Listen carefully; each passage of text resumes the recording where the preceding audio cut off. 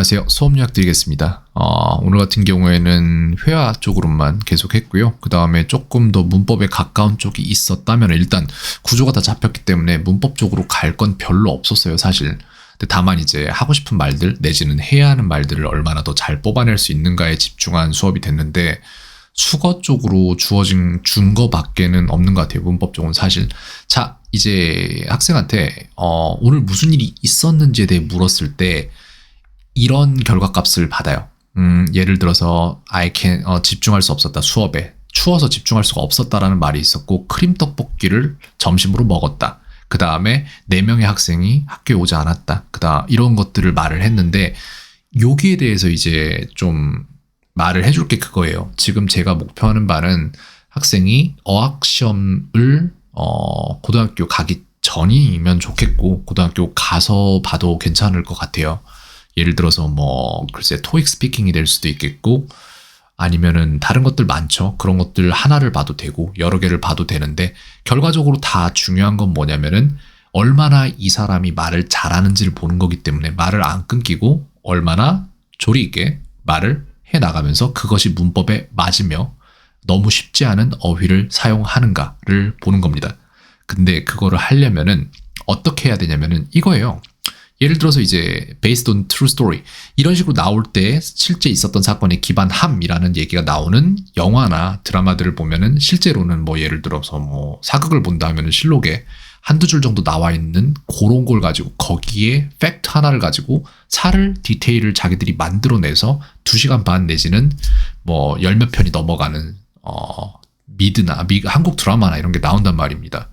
그렇게 됐을 때 지금 제가 하고 싶은 말은 이거예요. 학생한테 말을 걸었을 때 항상 보면은 팩트만 얘기를 하는 거예요. 그래서 그거를 제가 여기에다가 나라면 이렇게까지 늘리겠어 라는 거를 말을 한 건데 이거는 중요치 않습니다. 왜냐면은 제가 그냥 바로 즉흥적으로 만들었기 때문에 예를 들어 이런 거예요. Well, I like spicy rice cake, but when it comes to cream spaghetti sauce with spicy rice cake, I can't say no to it. 이런 식으로 그냥 아무렇게나 말한 거니까 주저주저 말한 거니까 이거는 맞지 않는 것도 많을 거예요. 아마 지금 제가 읽어보진 않겠지만 그래서 이거는 이야기를 늘리는 능력에 대한 얘기를 한 것이고 이것도 마찬가지예요. 4명이 안 왔다라는 팩트가 있으면 거기에 대한 나의 감정이라든지 내지는 어떠한 일이 일어났을 거라는 예측이라든지 이런 것들이 될 수도 있습니다. 그래서 이제 오늘 연습했던 건 뭐냐면 팩트 하나를 가지고 그 팩트에다가 얼마나 살을 붙일 수 있을 것인지에 대한 연습을 했습니다. 그래서 요거죠. 제가 주는 팩트는 I like cats more than dogs라는 팩트를 준 거예요. 이게 싫든 좋든 여기에 대한 이야기를 살을 붙여야 되는 능력을 길러내는 중인 겁니다. 가장 쉬운 방법은 5W1H 즉 6하원칙에 의거해서 말을 하는 것이고 그 다음에 이거를 2배로 불리는 방법은 무엇이냐 하면은 what I wish 내가 원하는 것에 대해서 5W1H를 다시 한번 돌리는 거예요. 그런 식으로 해서 하면 된다라는 말을 해줬고 여기에서도 아직은 양이 많지 않아요. 괜찮습니다. 늘려가면 되는 거니까. 그렇게 해서 이제 다음은 I like games more than books 라고 했을 때 거기에 대한 이제 5W1H가 나왔고 그 다음에 what I wish가 나올 차례인데 그런 것들은 이제 오늘 시간이 허락하는 만큼 해서 해갔던 거고요. 오늘 같은 경우에 이제 글쎄요. 여기 브라우저를 해서 오늘 추가된 걸 좀 볼까요? 처음에는 이걸 조금 했던 거예요. 이제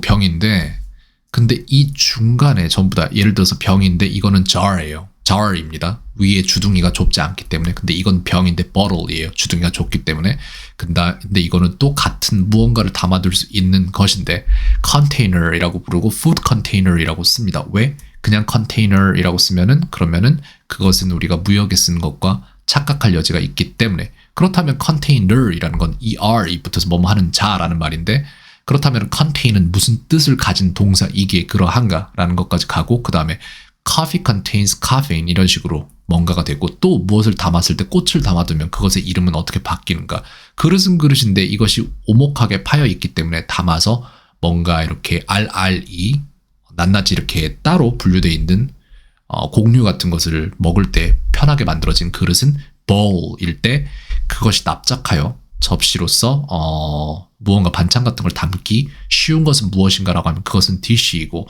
그렇다면 그것에 담기는 반찬은 우리가 영어로 할 수 있는가라고 하면 모르죠.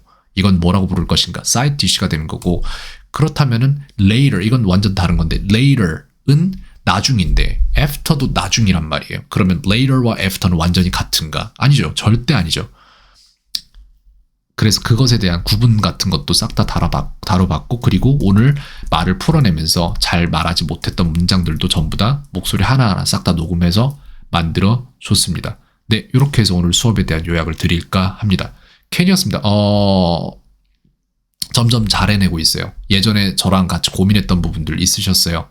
아이가 말을 잘 꺼내지 못한다라는 고민을 저희 둘 다 갖고 있었잖아요. 어머님도 그렇고 저도 그렇고.